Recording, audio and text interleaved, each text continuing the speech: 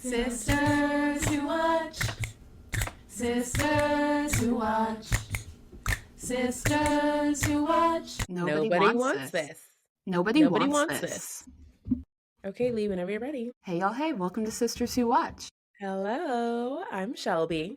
And I'm Laura, and we're sisters who watch everything. TV, movies, sports, concerts, and even sister shows. That's right. We're sisters that love a sister show. We love to watch, and we love talking about it even more. Today we're watching Nobody wants this. Season 2 of the Netflix RomCom series. Yes, that's it. And before we get to our review, please make sure you're giving Sisters Who Watch 5 stars. 5 stars wherever you listen. Yes, rate, please. download, subscribe, and follow us on social media at Sisters Who Watch. And buy merch on our website, sisterswhowatch.com. Thank you for your support. Okay, Shelby, tell us about Nobody Wants This. Okay, folks, here's the log line. An agnostic sex podcaster and a newly single rabbi fall in love, discovering if their relationship can survive their wildly different lives and meddling families. Drama, drama, drama. So this is created by Erin Foster. She's David Foster's daughter. She and her sister Sarah are kind of like influencers. And I just kind of knew about them because of that. And they have a brand called Favorite Daughter. So you may have seen their jeans and clothes and things. But the season 1 came out last year and was like a pleasant surprise, a big hit. Like everyone was talking about it. Yes. We reviewed it last year. It was a joint episode about romance with We Live in Time. So definitely listen to that if you haven't. But I really liked this. Laura kind of liked it, but it was something that resonated with all the girlies out there. You rarely see like kind of a rom-com series unless it's like YA. So it's very cool to have like a rom-com series with adults. And it's just very feel good and it's very nostalgic because it stars Kristen Bell and Adam Brody, 2 millennial icons as our lovers. And it has like a fun ensemble cast with Justine Lupe, Timothy Simons, Jackie Tone. All the parents are great. Like it's definitely like a fun ensemble cast that brings it all together. Yes. And we, heard season 2 was coming. I'm like, we got to record. We got to review this again. Sisters talking about rom-coms and sisters who have a podcast. I mean, it's perfect. Exactly. And I know, Shelby, you enjoyed the first season. What were your expectations coming into season 2? Well, even though I liked season 1, and we talked about this in a review, season 1 ended really well, right? It felt like you didn't need anymore. Like, okay, cute. Yeah. This is a rom-com. We're good. So I was curious to see what was the more story to tell. So I was curious. I don't know if I was thrilled because it was like, season 2's of shows that kind of are set as like even though they didn't say this was a miniseries, but I think about Big Little Lies, season 1 was great. You did not need a season 2. Like a lot of times when they try to make more seasons of things, it doesn't always hit. So I was a little concerned. How did you feel coming in?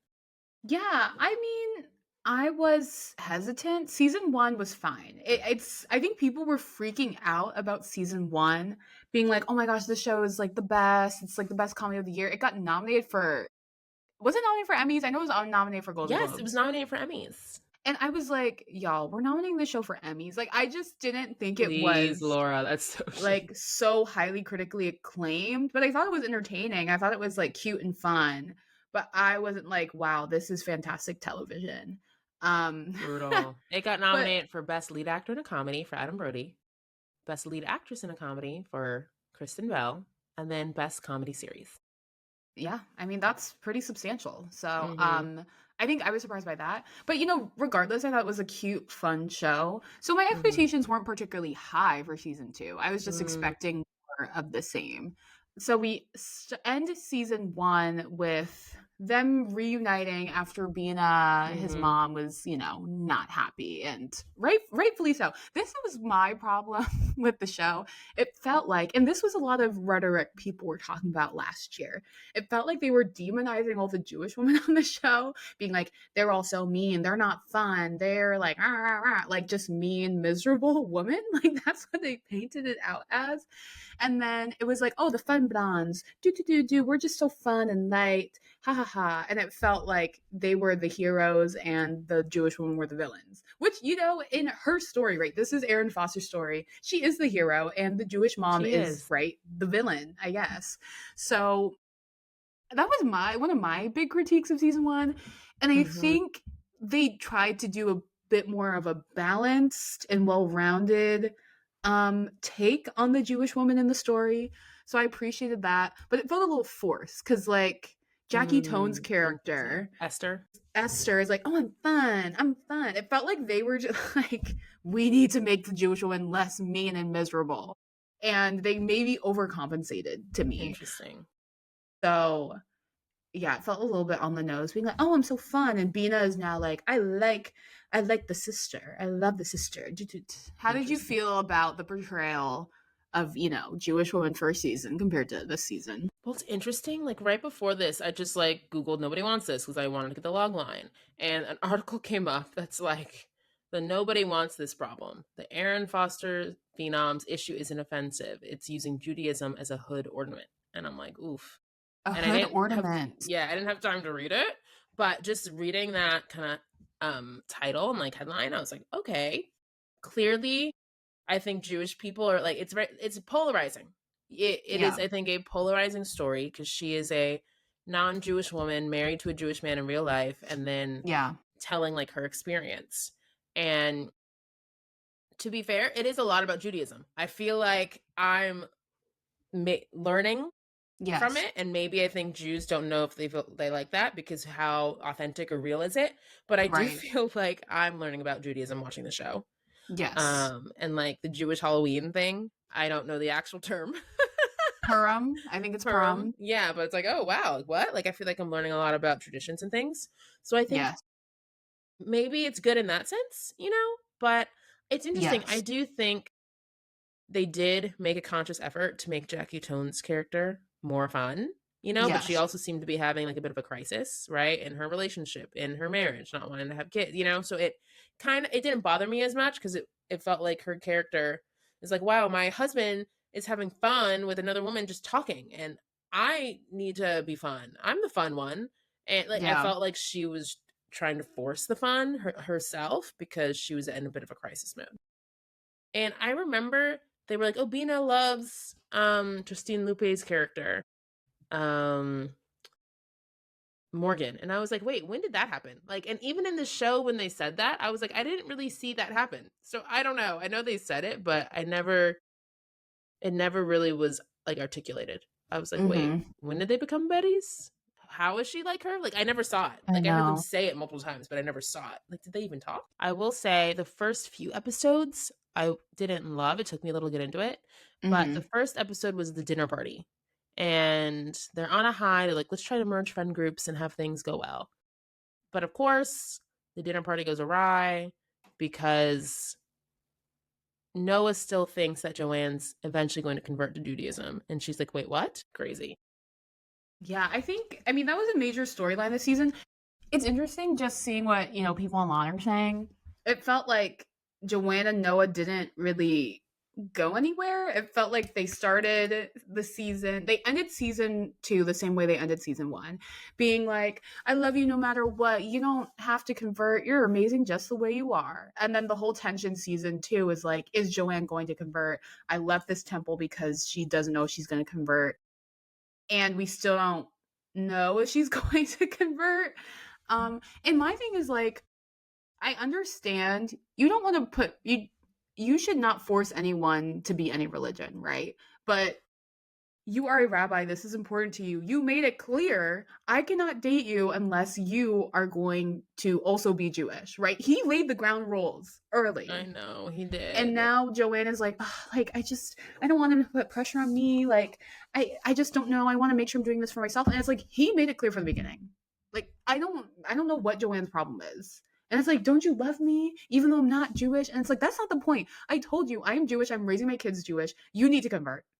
And now you put Adam Brody in a bad position because now he looks like the bad guy because he's forcing you to convert when he set the ground rules I know, and in he's the like losing beginning. his dream job for It's like, her, and girl, Joanne. like I can see why Bina's upset. Like you know what? You can see why Rightfully people in so. his life are upset because it does feel like he's throwing his life away for this one woman who is a little kooky, little bold, Yes.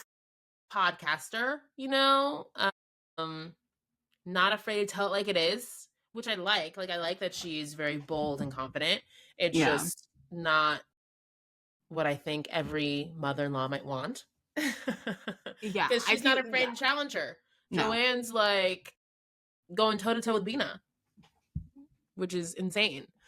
So the dinner party goes awry, and then the next episode is basically um Noah. We find out the end of season 1. I mean, it's end of episode 1, right? He loses his job. Like, and so season 2, he's kind of dealing with that, losing his dream job to big Noah, and he's upset and not really dealing with his feelings, and then eventually decides to kind of leave his feelings at the tree. And then you see the basketball game, which is funny to me. And there's a comment like, why do like men have hobbies? Like, why do they always play basketball? It does seem like Men do love basketball. men love a basketball game, league, meeting up at the park.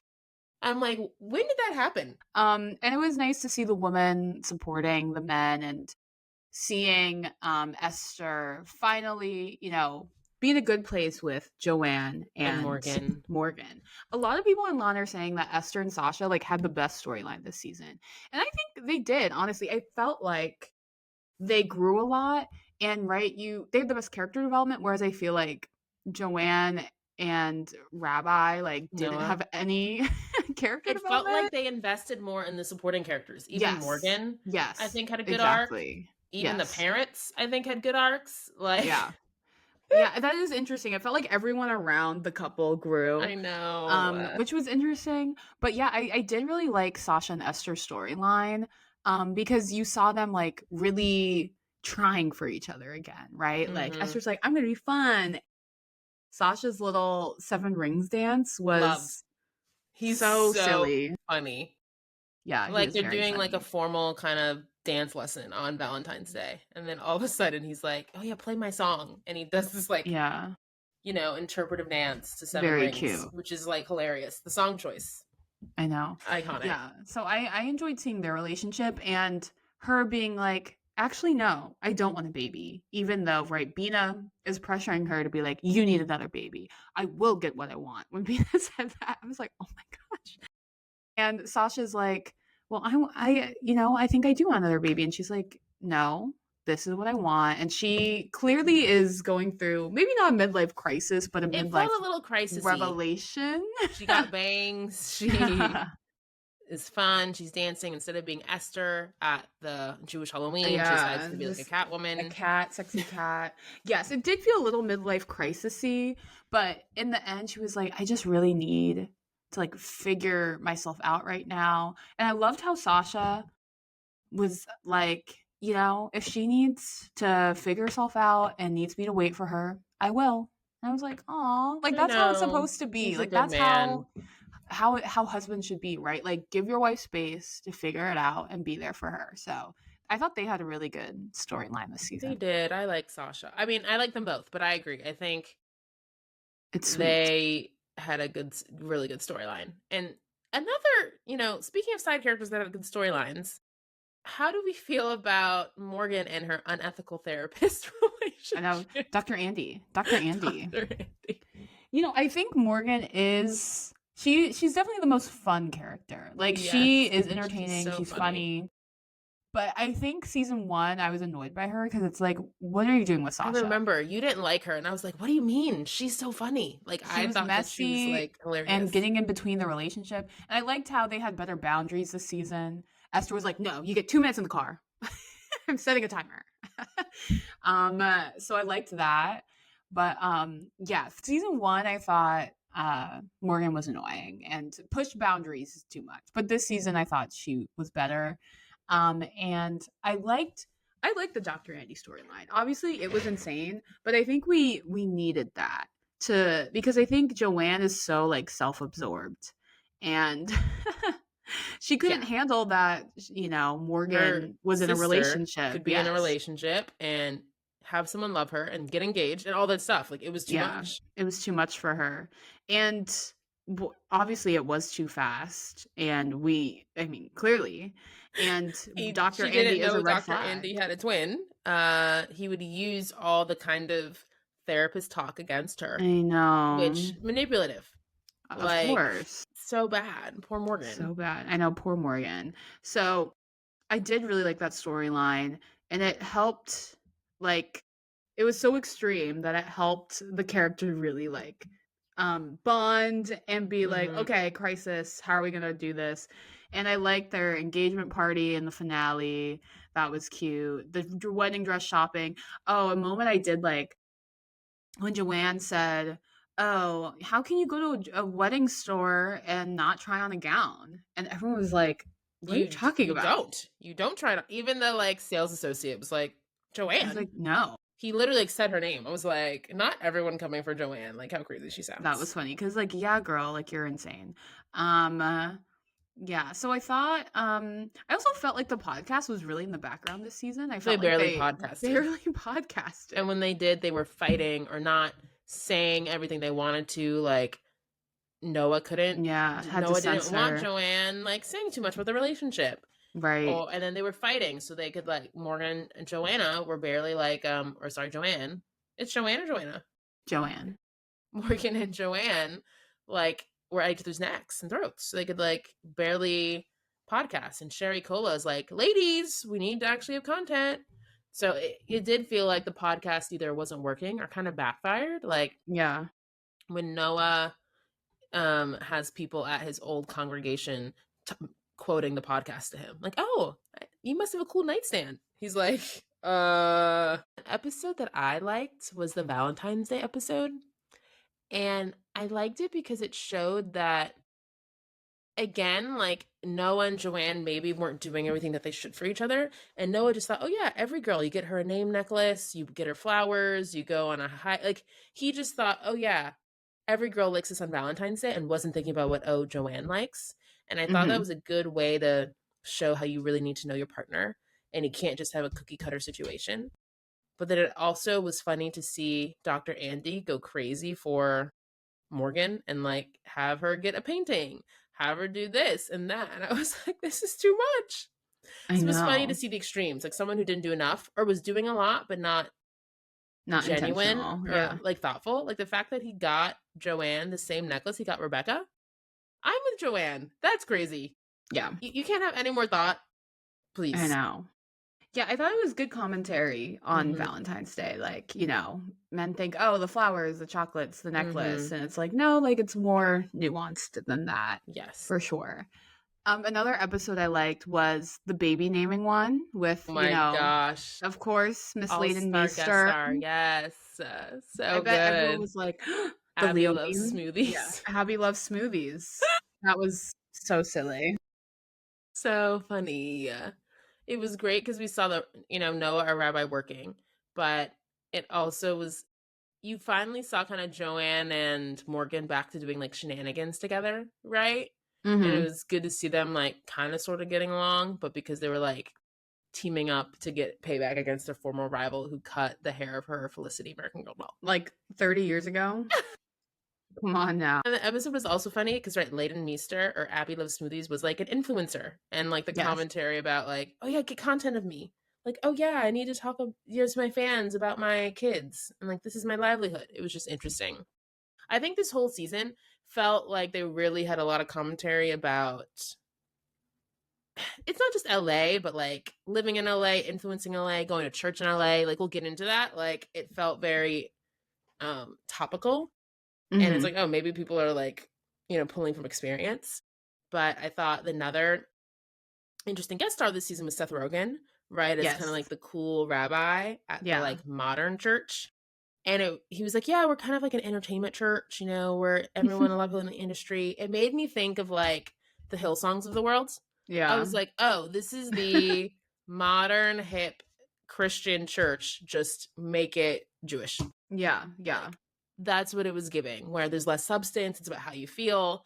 I was like, oh no, this happens in Christianity too. I know it must happen, yeah, in like every religion. The Clearly. cool, hip, So modern. Yes. funny. Yeah. Like it's less about the words, more about how you feel, and like Yeah. everyone's welcome. And I think some of that is right in extent. Like, all right, we both go to more like laid back kind of modern churches. Like think Yeah. you can dress however you want. You don't have to be in like your Sunday best, you know?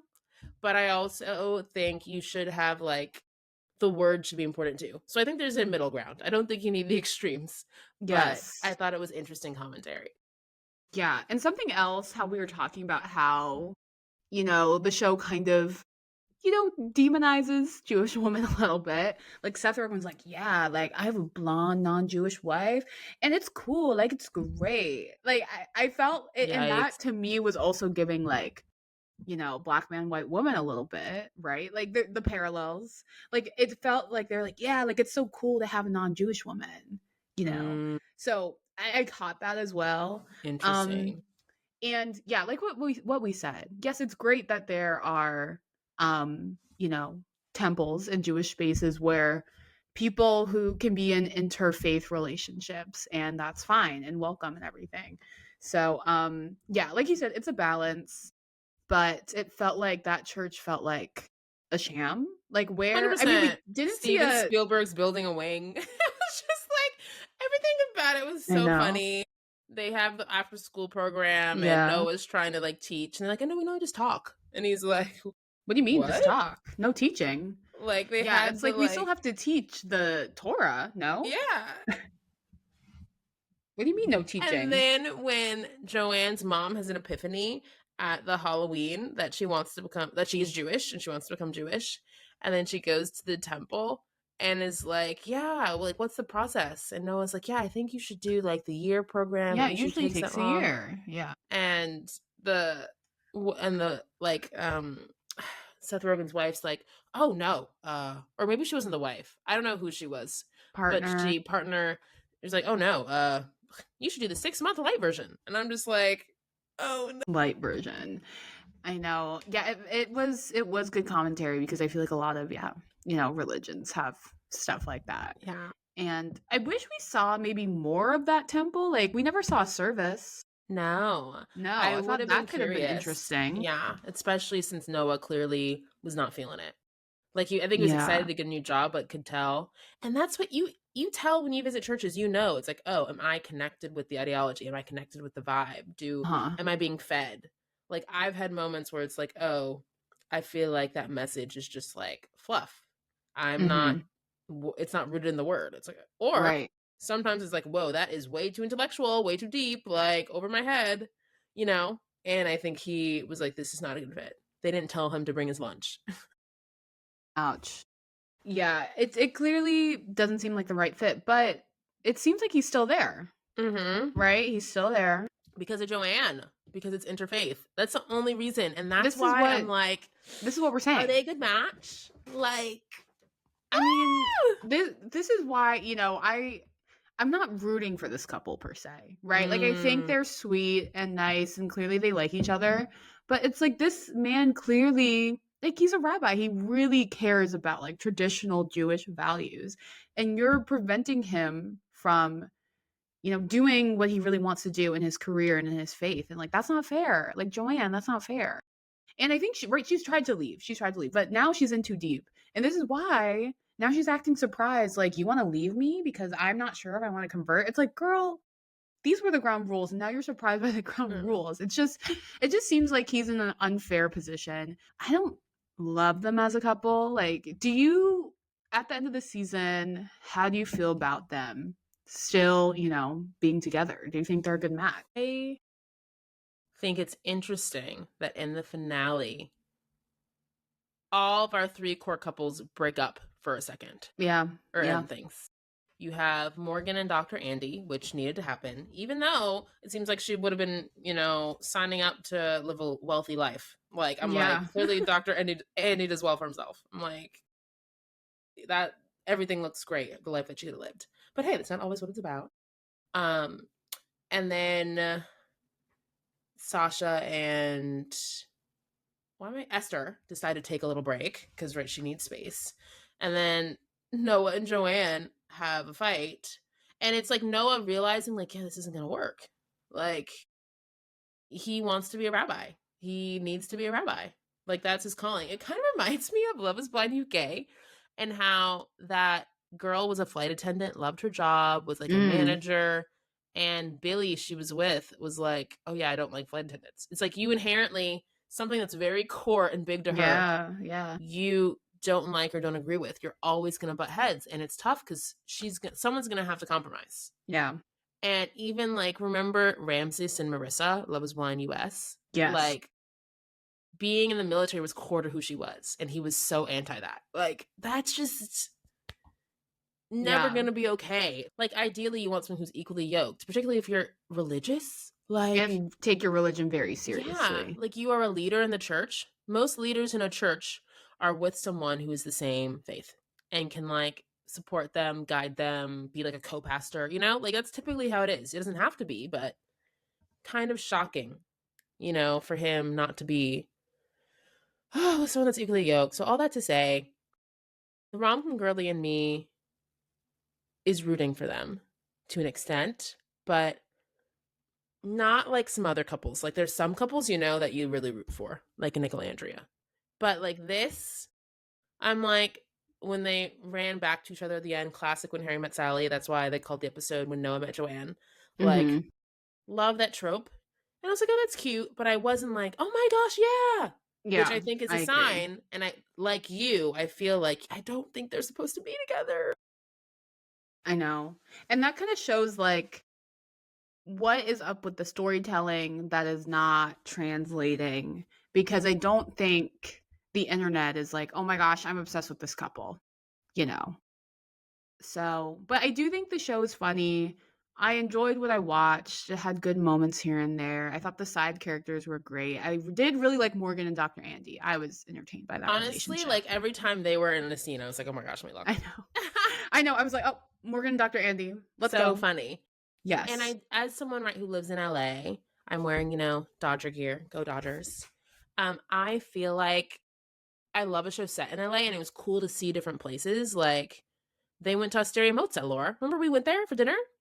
And Yes. that's where they had their cooking class. It's like, oh my gosh. And they went to a like thrift shop that's on La Brea that I've driven by all the time. I haven't been, and you definitely haven't been. I'm like, oh, next time we're here, we should go. But it was just Yeah. cool to see the different like LA sites, like the Brentwood Farmers Market they went to. I've been wanting to go to that. And so it was just cool to see they actually film in LA. And like, I'm the whole time I'm the Leo meme. I'm like, oh my gosh, yes, yes, I've been. Ooh, I want to Yeah. go. So And that alone makes me want to watch. something else they said that I found funny because we've done this. Joanne was trying to make up with Morgan and she was like, "I got you this bagel from Courage. Do you know how long I waited in line for this?" And I was like, "Oh my gosh, Shelby and I waited in line at Courage Bagels one time." And the bagel was okay.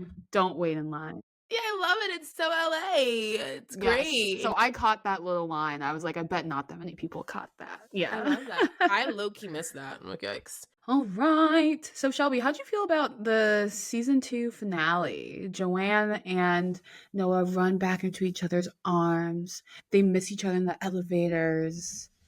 What did you think? Felt very rom com esque. Hmm. But it's funny because they did that in the season 1 finale too. Remember? Like, I know. and so, right, I love a rom com, but I was like, don't do the same trope. Like, it kind of felt I like know. the same thing. And it's I funny, you know. said at the beginning, it just feels like they're in the same place. And now I'm And like, they are. they They're exactly literally in the same are. place. Joanne is like, Joanne has maybe inched towards Judaism, but she's not like, I want to convert. She's like, wow, I'm feeling like the whole monologue that Jackie Tone had Esther was That's like, the only Jewish is reason a why she feels like she feeling. might convert. Jewish is a feeling. You're already Jewish. Did you all this stuff?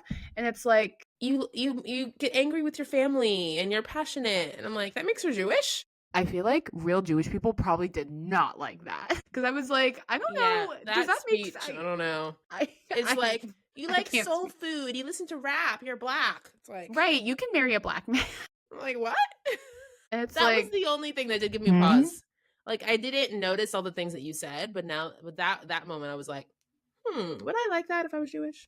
Yes. So I feel like as a non-Jewish person, there were things that made me a little uncomfortable. So I feel like I can imagine if you're an actual Jewish person. Some of the things they said were red flags. So yeah, it still feels like Joanne.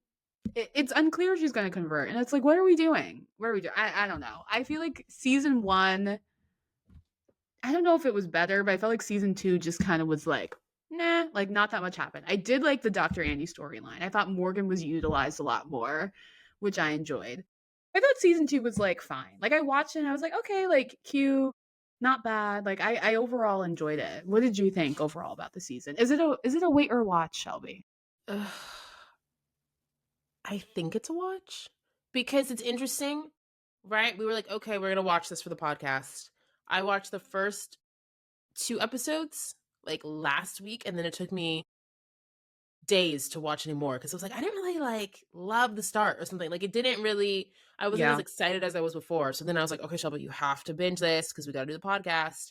And then as I Yeah. was binging, I was like, oh, this is funnier. And maybe it's because season 3 is when we meet Dr. Andy. I mean, not season 3, episode 3 is when we meet Dr. Right. Andy. And it Yeah. felt like more kind of fun hijinks happened Right. once that happened. And so I think that's when it pulled me in more. So it's like maybe it's a watch episodes 3 through 10. But the Mhm. first 2 I was like, like I wasn't as into it. And Yeah. maybe those were like very Joanna and Noah focused. Like once we had more of the side characters having moments, I was a bit more into it. Mhm. Or even like the guest stars. Like I thought Layden Meester and Seth Rogen, like all that was entertaining. Yeah, I agree. I thought the guest stars were good. Leighton Meester was funny. Seth Rogen was funny. Mm-hmm. So yeah, it's a watch. It's a watch. It's Yeah. it's light, fun, Oh my cute gosh, it's show. quick. Yes, episodes were very quick. Literally saw episodes 3 through 10 all doing my hair. Yes, I watched the whole season in 2 sittings. I watched Literally. like the first 5 episodes and then the first 5 episodes another Right. night. So We love a yeah, short show. it's a watch. It's cute. It's fun. Mm-hmm. It's not the best TV, but maybe it'll get No. nominated for more Emmys. Honestly, I don't think I feel like I people don't aren't really talking about it. Yeah. It's not as much buzz. That's why I don't know. Yeah, like I'm not sure. Yeah. Like it doesn't feel like this is as buzzy, but whenever I went on Netflix, it was in the top. So Yeah, people are it watching was. it. So I think that's what'll probably lead to getting renewed. That has not been Yeah. announced yet, whether or not it'll be renewed for season Right. 3. But it seems like it's been in the top for a while. This is true. Yeah, so we'll see. Okay, on to our what to watch segment. Is there anything coming up related to Nobody Wants This, Shelby? Well, again, who knows? Maybe it'll get renewed. I'm a fan of Timothy Simons from Veep. So if you want to Yes. rewatch a show, rewatch Veep. So a fan of also a fan of Adam Brody from the OC. So if you want to rewatch the OC, you can rewatch Kristen Bell as the voice in Gossip Girl, like iconic. You can also I know people are rewatch talking about Veronica the Mars. Gossip Girl crossover. Like it's iconic, like seeing her in Layden. So Yes. honestly, I think watching this just made me be like, whoa, yeah, it's millennial nostalgia. They're just feeding it to us. And I could never get into Succession, but Justine Lupe's in that. I didn't realize that. So, yeah, I didn't know that either. Yeah, if you want to watch her in Succession, something else to rewatch. Good to know. Yeah. Okay, well, if you enjoyed this episode of Sisters Who Watch, please make sure you're giving us 5 stars. 5 stars wherever you listen. Rate, download, subscribe. We really appreciate your support. Go buy our merch on our website, sisterswhowatch.com, and follow us on social media at Sisters Who Watch. Yes, we really appreciate y'all. Thank you for the support. Like, Yeah. subscribe, comment, all the things. Let us know what you think, and we are always open to suggestions. Thank you. Thanks, y'all. Bye. Stay watching. Stay watching.